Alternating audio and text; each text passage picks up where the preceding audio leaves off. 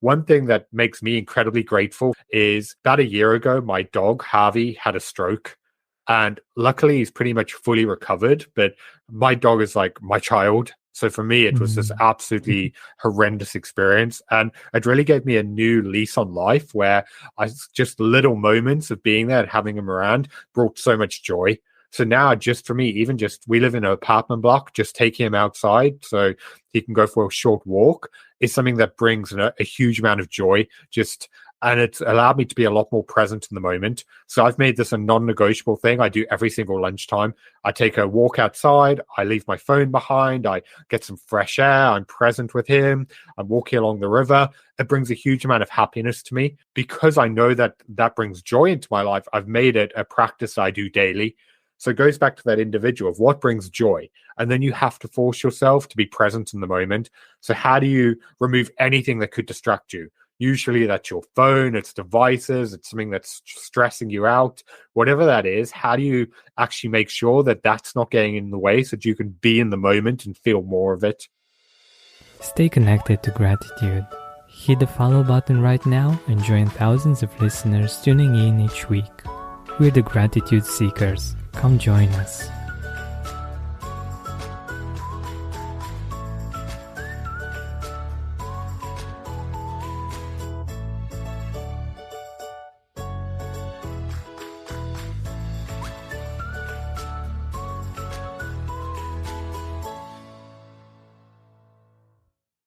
Hi, Gratitude Seeker. Welcome to a new episode of the Gratitude Podcast.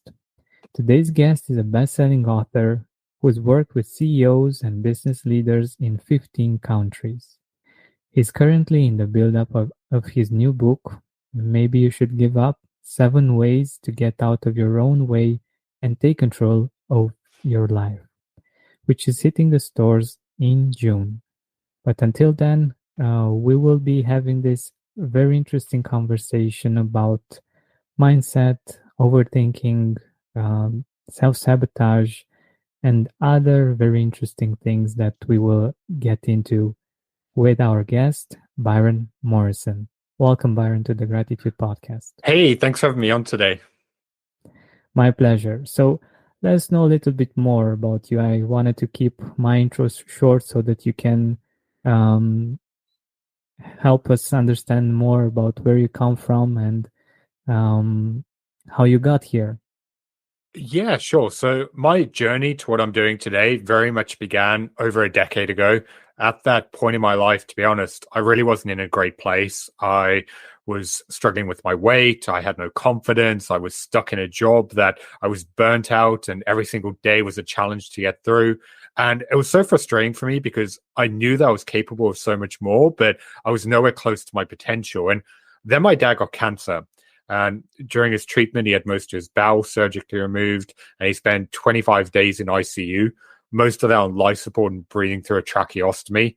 And that for me was the wake-up call that something had to change, because luckily he pulled through, which is something that I'm eternally grateful for. But that took me on a journey of transformation where I was determined to turn my own life around. So that got me into personal development. I started learning everything I could about mindset, nutrition, changing behaviors, and really focused on getting my life on track. Once I did, I took everything I learned and it went to be the foundation of my first best-selling book, Become a Better You. And I started my business helping people from around the world really take control of their lives.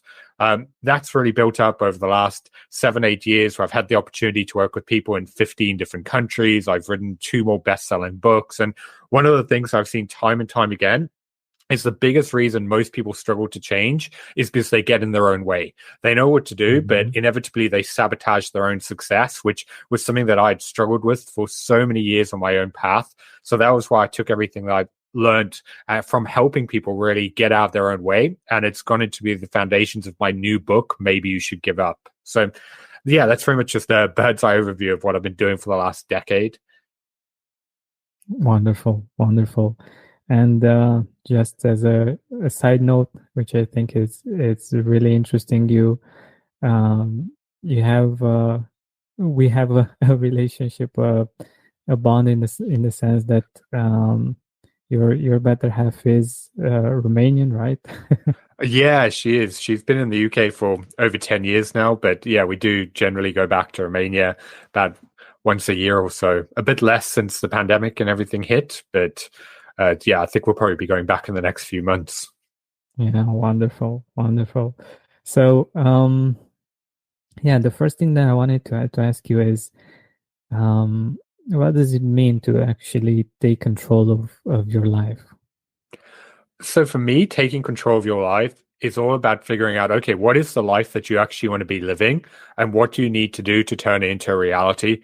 Because every single person's got goals and dreams and the way that they want their life to actually look. But a lot of the time we settle for less or we don't take action on the goals that are going to get us there. So this is where a lot of people start getting frustrated because they're spending their days in jobs or careers where they're unfulfilled, where they're in relationships where they're not happy, where their health is not at the level that it wants to be. So it's all about figuring out, okay, what does the life that you want to be living look like? And what do you need to do to actually get there and take control of it? Hmm. And what are the things that people usually um, sabotage themselves with? Generally, across the board, I find the biggest areas that we sabotage ourselves are in our health, our relationships, and then also our professional success. It varies from person to person, but it's very much when someone is in a situation where they're not happy with how things are going for them. They know what they need to do to change it, but inevitably their actions are counterproductive and they end up actually getting in their own way. It's like someone who's on a diet who knows that in order to lose weight and get in shape, they need to eat healthier and exercise. But then they have a long day and they go and eat a tub of ice cream, or they just don't feel like working out that day. So they skip the gym and sit on the couch watching Netflix. So it's whenever you know what you should be doing, but you just don't do it. Mm, yeah, that makes a lot of sense. And how can we start to shift this? Like for instance, if like in our case, our listeners want to start the gratitude habit, how can they apply what you just said so that they won't sabotage themselves? So, for me, one of the biggest reasons why most people don't achieve their goals is they focus too much on what they want and they don't figure out who they need to become in order to make it a reality. So, that's why the first place I always start with people that I'm working with is we need to figure out who is that next level version of themselves? Who is that version of them who's actually achieved their goals? Because once we have that clarity, that's when you can reverse engineer the journey. And anyone listening to this now can do exactly the same thing. Just think about, okay, who do you want to be in 90 days? What do you want to have achieved? And what does that version of you look like? With that in mind, how do you reverse engineer the journey? What is that version of you who's achieved their goals, done every single day that's got them to where they are? That's going to show you the habits, the routines, the behaviors that you need to take on and build to get you to where you want to be. And then when you in situations where you don't want to follow through, you can no longer rely on your current level of thinking because your mindset and behaviors that got you to where you are isn't going to help you become that person. So in those moments, you really need to catch yourself and think, what would the person I want to become do right now? Would they skip the gym? Would they eat that bowl of ice cream? Or would they hold themselves to a higher standard? Sometimes just having that mental conversation with yourself and putting yourself in the shoes of the person you want to become can be exactly what you need to do in order to take action. So you're taking willpower and motivation and everything else out of it. And you're just focusing on, okay, if I want to create this life, this is what I need to show up as in order to make it happen. So for me, that's very much the first step in starting to build momentum and confidence. Mm, yeah, that makes a lot of sense. So basically, having a clear picture of who we want to be uh, after a while, like in 90 days or so, and going back from that and Yeah. taking the right steps so that we can actually become that version that we visualize, basically, right? Yeah, and it also helps you create a plan because a lot of the time people go into wanting to make changes just hoping for the best. Whereas if you sit down and really think about, okay, this is where I want to be in 90 days, what actions would I need to take to get there? And the reason why I like 90 days is it's tangible. Whereas a year is a really long time and so much can change. Whereas if you think 90 days in the future, you can map it out. Okay, if this is where I want to be, what would I need to do every single week to get there? Then weekly, you can reassess. You can think what went right, what didn't go as well, where do you need to pivot and change course, and you can track your journey along the way. So when it feels tangible, you can actually start making progress. And this is one thing that I see so many people getting in their own way because they just focus on the end result, but they don't figure out the actions they need to actually take. So it's just really breaking it down on a foundational level of, okay, this is what you need to do to get there, and then pushing yourself to show up and do the best you can every single day. One of the things that are guaranteed to connect you to gratitude is going out in nature. I love nature, and seeing how much plastic waste we are producing made me think of ways of cutting back.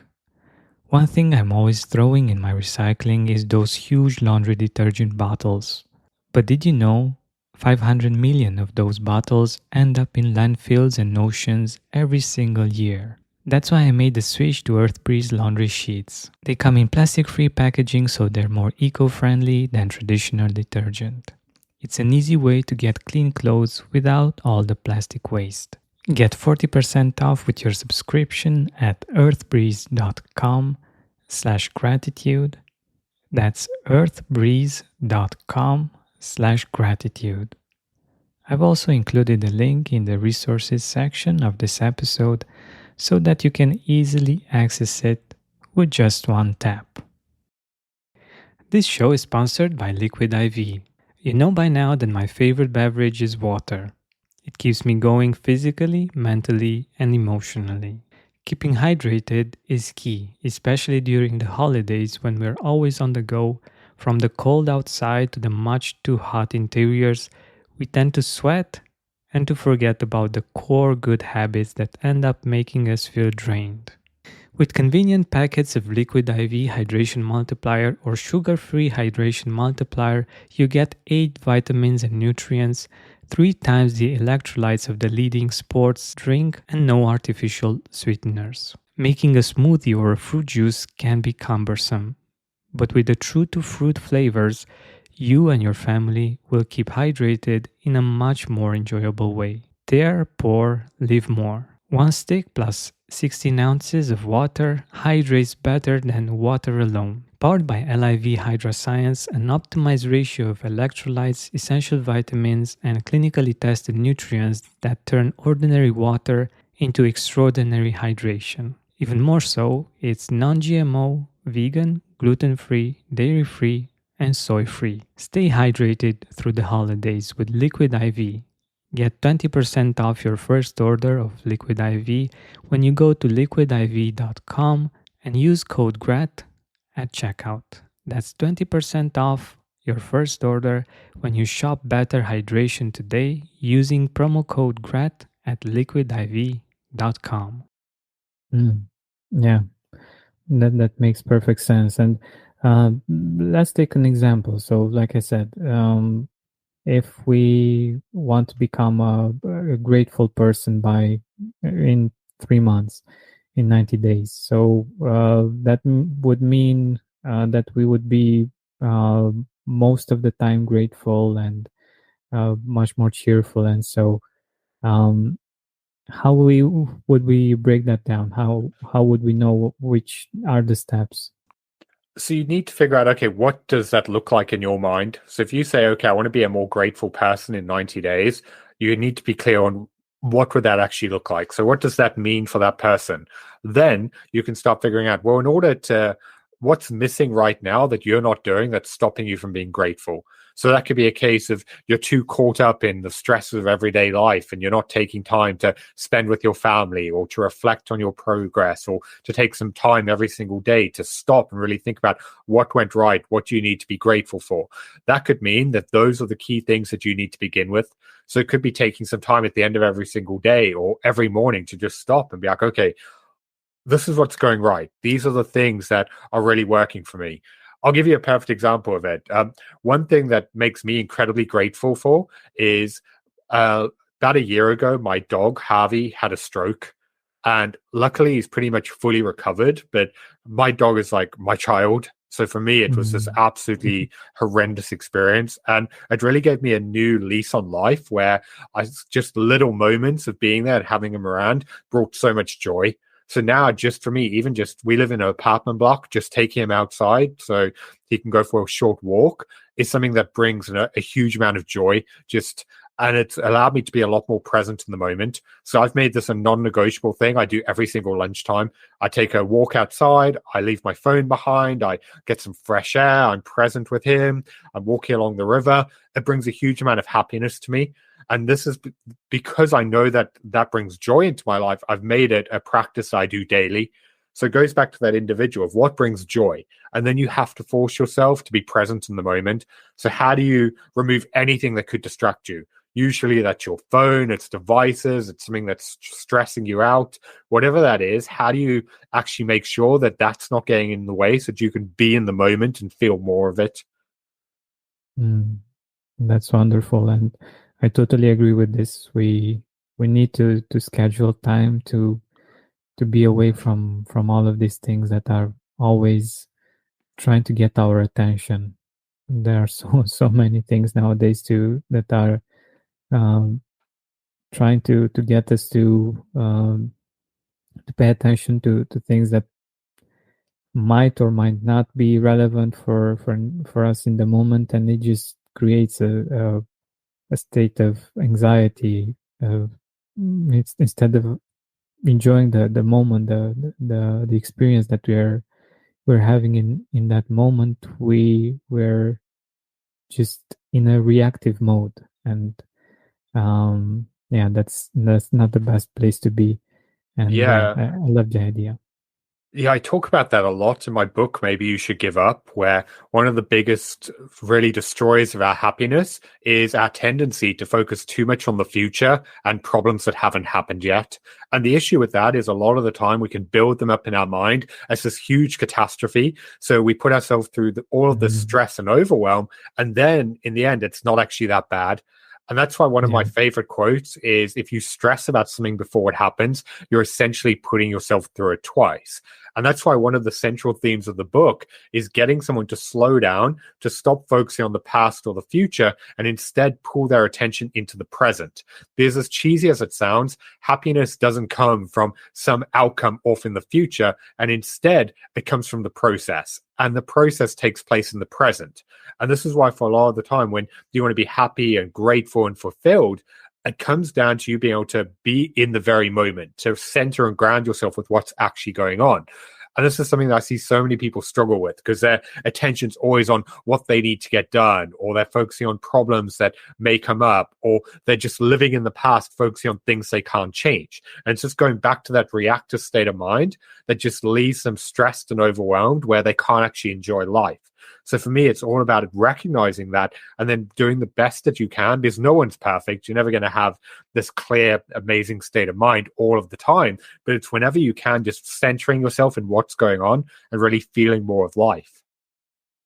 Yeah, I love that. And it's so important. And yeah, you can have a great success in many areas of life. And if you're not able to enjoy it, to be present to it, and you're just reacting to different things, you just don't see it. Basically, it's just like it wouldn't happen. So I think this is an important habit to internalize, to make sure that you give yourself the time to be present, and the time to not be in that reactive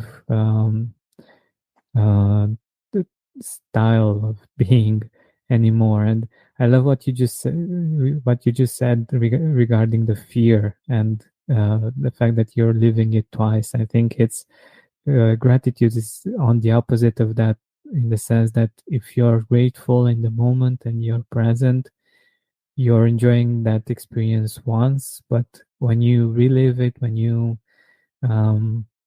write it down, or when you think about it in the future at some point, like what we do here on the podcast, we look at each year, and we write down the beautiful things that happened in each month of the year, we get to relive those moments. So it's it's really interesting. Like it's the opposite of that fear that we live what could happen bad, what could go wrong, and possibly if that actually happens, we live it again. But yeah, in many cases, it's just something that we imagine, and it's sad from my point of view that we give so much time and energy to these kinds of things when there are so many other things that are going right in life, isn't it? Yeah, and that's why I love your approach of writing it down, because I'm a huge advocate of journaling and self-reflection, because I find the problem for a lot of people is we normalize the way that life is. So something that you were struggling with 6 months ago, maybe you had a big challenge in your career or relationship and you really focused on improving it. The fact that you've made these big changes, you've just got used to them. So you've forgotten what you were going through back then. So this for a lot of people gets them to really forget how much progress they've actually made. So they get frustrated with the fact that they're not further along. And that's why by really tracking it and looking at where you were, you can take a moment to look back on, okay, that's how life was 6 months ago. Look at all of these amazing things I've achieved. Look at how far I've come. Yes, you may not be where you want to be at yet, but you've still come a very long way. And it also helps put into perspective the fact that you're never going to get to where you want to be. Whatever your goals, dreams, and ambitions are right now, as soon as you get close, that goal line is going to move. And this is why, for a lot of people, they live in this internal struggle where they feel like they should be further along, or they get frustrated over the fact that they haven't made the progress that they want yet. And they live in this never ending cycle of just feeling deflated that they're not at the level of success they want to be. And that's why, for me, it's all about balancing your big goals and desires with actually recognizing where you are in the progress that you've made. That's how you find happiness and fulfillment along the way. Americans spend an average of 90% of their time indoors and take about 20,000 breaths a day. According to the EPA, indoor air is 2 to 5 times more polluted than outdoor air, and in some cases up to 100 times more polluted. Data shows that air pollution is responsible for nearly 7 million premature deaths globally. We are fortunate enough to live outside the city with easy access to it and a green meadow view outside the window. The not so fortunate part is that when we open the windows, we can hear all the constant traffic close to us and the air quality isn't the best. Aside from that, our neighbors have a passion for using all kinds of fossil fuel motors to build or cut grass. I love doing breath work. I'm sure you do too. And it's in those moments when you breathe deeply that you become aware of the quality of the air you breathe and how important it actually is. So what's the solution? Introducing an air purifier that captured the attention of established media outlets such as CNN, Money, ABC, and more. Air Doctor. Air Doctor filters out 99.99% of dangerous contaminants and allergens such as pollen, pet dander, dust mite, mold, and even bacteria and viruses, so your lungs don't have to. All Air Doctor purifiers also feature whisper jet fans, 30% quieter than ordinary air purifiers. Air Doctor also comes with a 30-day money-back guarantee, so if you don't love it, just send it back for a refund minus shipping. Head to airdoctorpro.com and use promo code GRATITUDE, and depending on the model, you'll receive up to 39% off or up to $300 off. Exclusive to podcast customers, you will also receive a free 3-year warranty on any unit, which is an additional $84 value. Lock the special offer by going to airdoctorpro.com and use promo code GRATITUDE. Exactly. I love this because, like you said, the goal line always moves, and we can feel deflated along the way, regardless of whether we achieve a goal or not. Because whenever we achieved it, we have the tendency to get used to that level, and after a short while, we just think about the next goal. And if we have this habit of not appreciating where we are, not appreciating our progress, that goes with us basically until the end of life, because that's how we tend to do things. So that's why I believe it's important, as you mentioned, to appreciate the progress, to appreciate where we are, because this is growth. This is how we evolve, and it would be a pity just to be in a state of dissatisfaction, of frustration of where we are right now, because we are not further along the way. It's just a waste of energy in my perspective. But I also wanted to get to speak a little bit more about your book. Maybe you should give up. Give up on what? So for me, when I was first had the idea for the book, I wanted to go with a really negative title because it immediately pulls your attention in, especially because the whole self-development and self-help world is all about positivity and all of these fluffy inspirational quotes. So I wanted to get something that really stops you, that goes completely against that. But the book itself, even though it sounds negative from the title, it's actually about positivity and happiness. Because I found over the last few years that there's 7 key things that all of us hold on to that are stopping us from living the life that we want.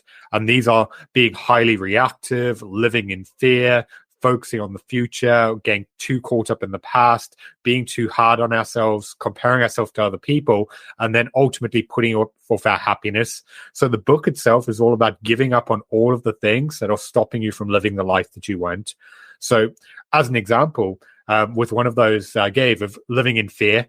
So whether you are fearing starting that business because what if you fail, you're fearing speaking to that person because what if you get rejected, all of these mental stories and these thoughts that hold us back and stop us from living the life we want. So it's all about giving up on those mental barriers that are weighing you down so that you can finally actually become who you want to be. So the book takes you through these 7 different journeys where you need to give up on these things weighing you down. As every step that you take, you feel lighter, you feel more in control, and you're one step closer towards where you want to be, where finally you can give up putting off your happiness because you've overcome the reactive mindset, you've overcome living in fear, you've overcome getting caught up feeling anxious over the future, and you're able to be in the present and finally be happy and become the best version of yourself. So that's why it was designed and written in that way, to really take the reader on this journey to taking control of the life they want. I love this. Maybe you should give up. And it's something, like you said, it's seemingly negative, but actually there are things that if we choose to give up, they are going to be they are going to help us become more free. And that's so important in the way that we make decisions, in the way that we live our life. Yeah. And yeah. My problem with a lot of the self-help and personal development world is there's become this message that's been ingrained in people that if you want to achieve success, you have to keep pushing and you have to keep trying harder and you have to just give everything your all. And I'm not saying you don't have to work hard, but at the end of the day, the definition of insanity is doing the same thing over and over again, hoping for different results. And this is why so many people are stuck, because they're trying the same strategy and repeating it, making a little bit of progress, and then when it doesn't work, they get deflated, they quit, and then they try again and again. And that's why for me it's all about giving up on what isn't working. It's figuring out, okay, this is the life that you want to live. What is holding you back? What are the things that you need to let go of that are stopping you from reaching your potential? Because if you look at any successful person, they give up all the time. Just take Elon Musk as an example. Regardless of how people may feel about him personally, there's no denying that he's had a huge impact on the world. But if you go back through his history, he's failed in spectacular fashion so many times in the public eye. But whenever something wasn't working, he gave up on the idea. He stopped trying to force it to get it to happen, and he pivoted and tried something new.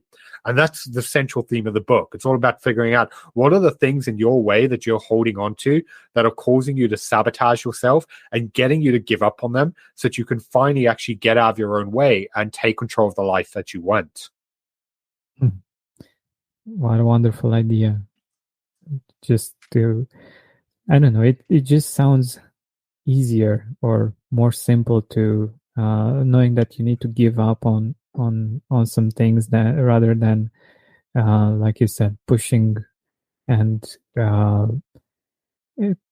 don't know, putting even more effort into things, because yeah, we can take a lot of action and it can bring us some sort of success, but if we're not able to enjoy that success and we are always pushing, I don't know, at least in my view, it's not actually success. It's just, I don't know, some kind of achievements that are seen as such by others, but if they're not inside, if they're not, if they don't feel the same, they don't have as much value. So yeah, it's usually that we have some things that we need to give up on to be able to be lighter, to be light enough to move forward easier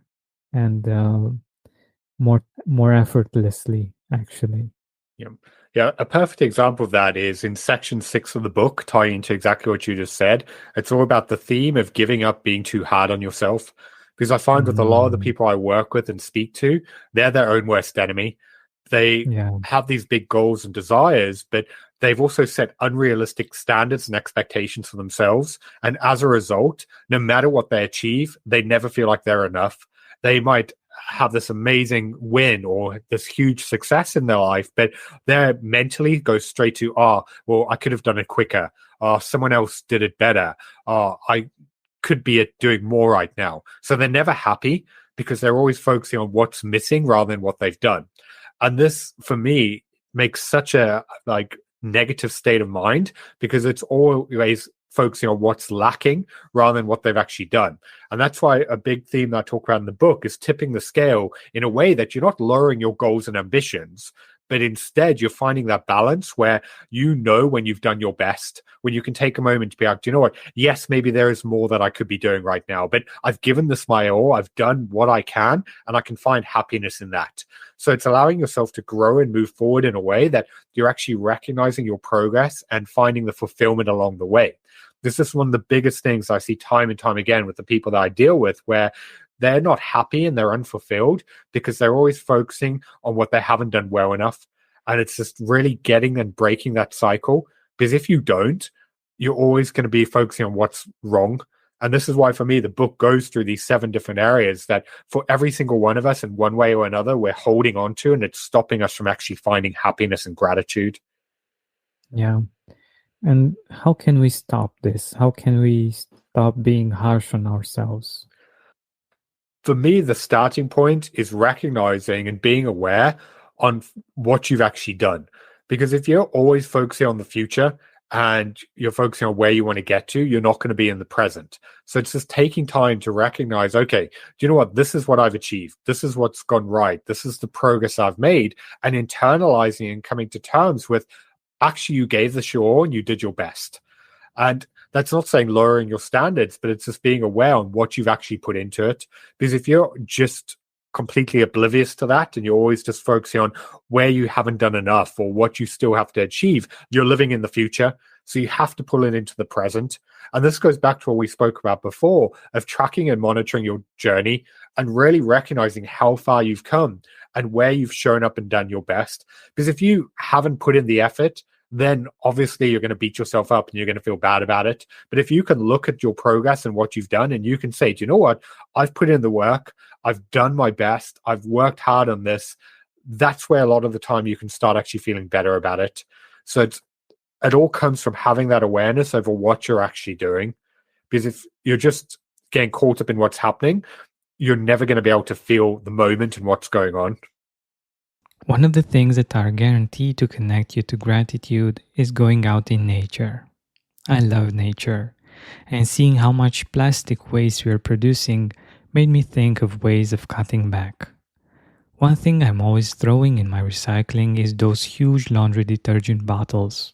But did you know 500 million of those bottles end up in landfills and oceans every single year? That's why I made the switch to Earthbreeze laundry sheets. They come in plastic-free packaging, so they're more eco-friendly than traditional detergent. It's an easy way to get clean clothes without all the plastic waste. Get 40% off with your subscription at earthbreeze.com/gratitude.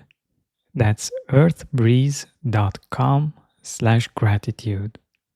I've also included a link in the resources section of this episode so that you can easily access it with just one tap. This show is sponsored by Liquid IV. You know by now that my favorite beverage is water. It keeps me going physically, mentally, and emotionally. Keeping hydrated is key, especially during the holidays when we're always on the go. From the cold outside to the much too hot interiors, we tend to sweat and to forget about the core good habits that end up making us feel drained.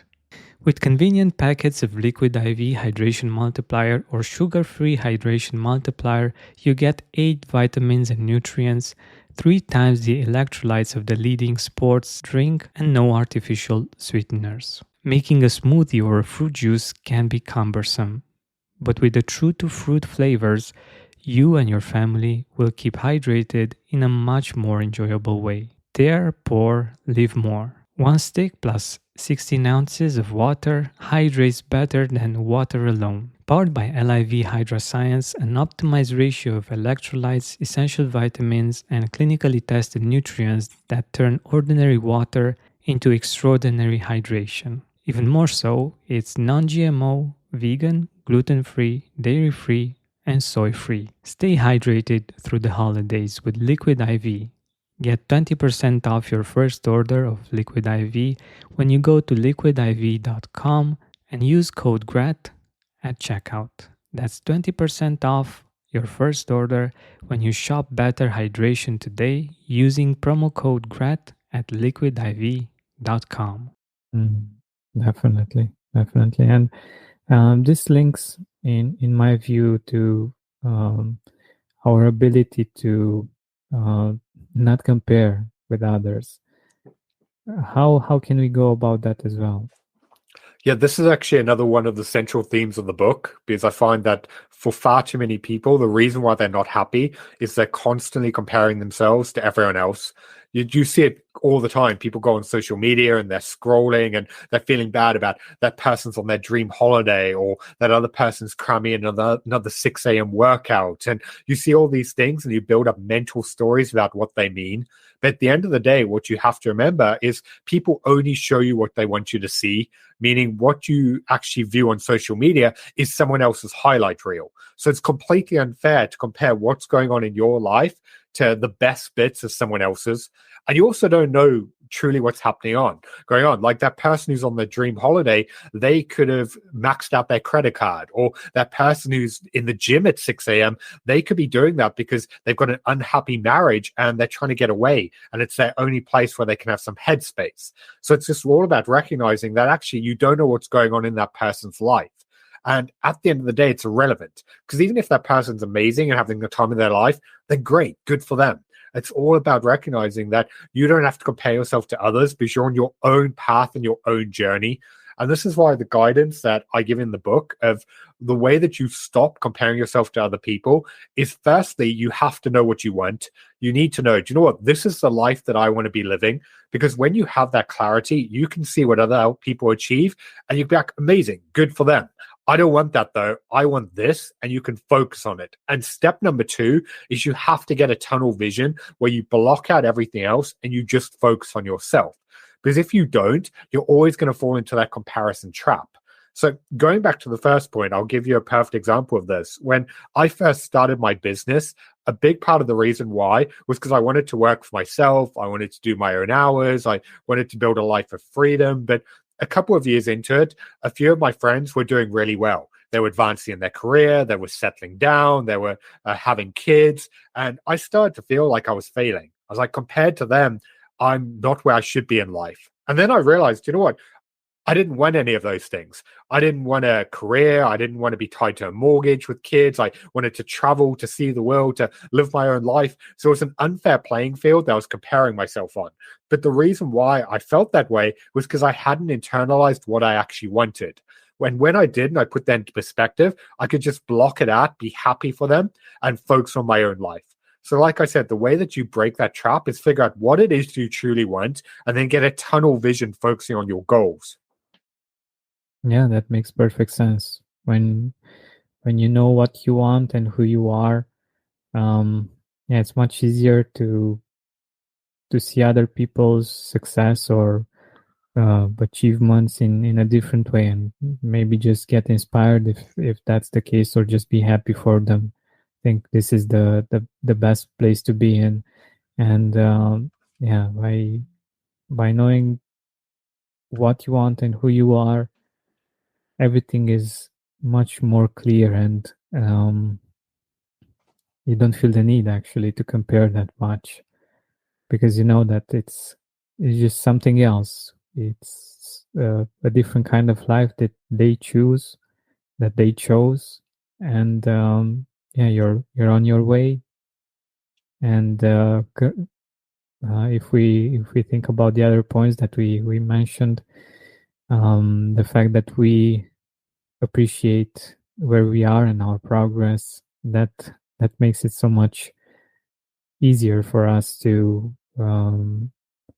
enjoy the ride, to enjoy the whole process, and like you said, to keep having ambitious goals, and to keep wanting to evolve and be better in all aspects of life. Yeah, it just goes back to being aware of what you want and the life you want to create, and also recognizing that just because someone else is winning doesn't mean that you're losing. Because a lot of people get caught in, they're like, oh, if all of these people are doing really well, that means I'm doing badly. And that couldn't be further from the truth.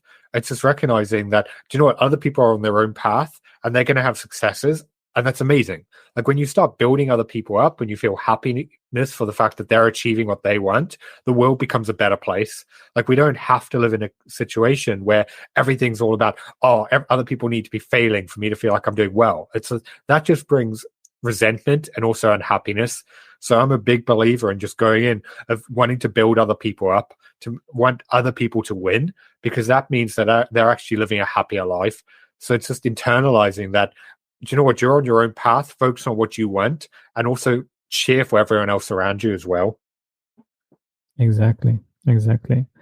And I also wanted for us to get to another interesting point that I've seen you mention. So there is this light when it comes to success, but there's also the shadow of success. What is that shadow of success? So for me, whenever you shine a light on something, there's a shadow as well. And a lot of people over glamorize and have this idea of what success actually is. And it's everywhere you look. You just go on social media, you see these people where they've built up the mind that running a business and being successful is all about private planes and fancy parties and endless cash. Whereas anyone who's actually been on the other side of that knows that that couldn't be any further from the truth. The reality is that running a business and reaching a high level of success is incredibly stressful. You're in a situation where there's so much pressure on you to perform and deliver. You're working ridiculous hours. You're pushing yourself to the limit in order to actually follow through. And a lot of people only focus on the positive without recognizing how difficult that actually is. And I'm not taking away saying that it's not luxurious and all of those things, but it's just recognizing that there's two sides to every story. Like the amount of people that I work with who on paper have it all. They've got the big house, they've got the cash, they've got the successful businesses, but internally, they're absolutely miserable. In order to get to where they are, they've sacrificed their relationships, they're not connected to their kids, their marriages are in turmoil, their health is completely spiraling out of control, and they've got so much pressure on them, they can't actually enjoy what they're doing. So that's why, for me, it's all about understanding what's actually going on there, because the issue with this as well is people put on this facade. They try and convince everyone else that they've got it all together because they feel like they have to uphold this image, which then reinforces the idea that everything is just sunshine and rainbows, when in reality, it's actually a very different situation. Yeah, it makes perfect sense. And this is how things are. There are always two sides of the story, and going back to what you mentioned before, what we see as success isn't always just that. It's there's another part of the story that we don't know, and that's why in my view, it's important for us to define what success is for us, because it might seem that the kind of success that we see everywhere is what we want. But in many situations, when we get there one way or another, we realize that it's not actually that. And we can still have the kind of success that other people look up to, but it might not be what we actually enjoy and what we actually feel as success, as being fulfilled and happy. Yep. Again, it goes back to understanding what you actually want and what's going to make you happy. Because if you're just building up in your mind based on an image that you see on the internet of what you think success has to look like, that's always going to set you up for disappointment, because you don't know if that person's actually happy. I've lost count of the amount of conversations I've had with people where you go on their LinkedIn and it's just all smiles, winning awards, everything in their life looks like it's amazing. And then they get on the phone with me and they're breaking down. I had one client come to me who their business went through this huge period of growth. Everything was going amazing. They were now set to grow even further, and they were aiming to double or if not triple in size over the next 12 months. And he was just like, I don't know if I've got it in me. It's like, it's taken everything out of me to get to this point. I don't know if I've got anything left in the tank to keep pushing forward. But he would never admit that publicly, because if he did, there'd be so much turmoil over his company. So he's just internalizing and bottling that up. And that's why, going back to what I said, you have to understand that people only show you what they want you to see. And their life that you see online is their highlight reel. And you don't know what's happening on the other side of that. And this is why, ultimately, I believe we have to go in with a level of compassion, understanding that every single person, regardless of how successful you may think they are, is having their own challenges and problems. Everyone is going through battles that we don't even realize. And when we have that compassion and empathy, that's how we can not only stop comparing ourselves to others, we can also connect with them on a deeper level. And that's where that awareness and just stopping to understand what's going on is so important. Yeah. And it's great that there are people like you that understand this and have seen this firsthand, and are able to help these people as well, because you as do I want for them to have the kind of success that's more meaningful as well, like aside from the exterior success, to also feel good in their shoes, and to be able to enjoy life more, not just put up a facade of what they want other people to see them as. So yeah, it's good to know that in all of this duality, we have people that are aware of these things, and think about how these people can be helped as well, because they might seem that they have it all together, and it's the case for many other people in general, but they actually need some help. And yeah. Yep.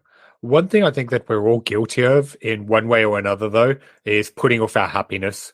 Regardless of who you are, what you're doing in your life, we all have this tendency to really just put off the things that we want, saying that we'll get to them eventually, whether that's time for your family, to focus on your health, to enjoy your hobbies, whatever it is. We get so pulled into everyday problems that we say to ourselves, once you achieve that next goal, that next milestone, that next threshold, that's when you'll take some time off. You'll prioritize your health, you'll be more present with your family, you'll do something for yourself. But isn't that what you said the last time? and the time before that. And we just get stuck in this never ending cycle, chasing things that aren't actually allowing us to live the life that we want. And this is why, for me, it's all about having that awareness of what is ultimately going to make you happy. And how do you then start letting go of the things that are stopping you from living that life? And that goes back to the core theme of the book that I spoke to you about, because in Maybe You Should Give Up, it is all about helping you let go of all of these things that are stopping you from being happy right now. It's about getting you out of your own head, getting you to better deal with the stress of everyday life, and getting you to actually be at a point where you can prioritize the things that matter most. Because at the end of the day, for me, if you achieve amazing things, but you're not happy, then what's the point? So it's all about figuring out, okay, how do you have it all? How do you put yourself in situations where you can go after what you want, but you can be in the moment and find that fulfillment along the way with it? Exactly. Of course, it's not always easy, and we always need to find the balance, to look for the balance, because we can do many of the things that we want and that bring us happiness, but there are also challenges regardless. And I think that's such an important part, to not put off our happiness and to think that, okay, we'll do something that's gonna make us happy, and just put it off to in the future at some random point in time when we achieve something. Yeah, it's important to think about this, and to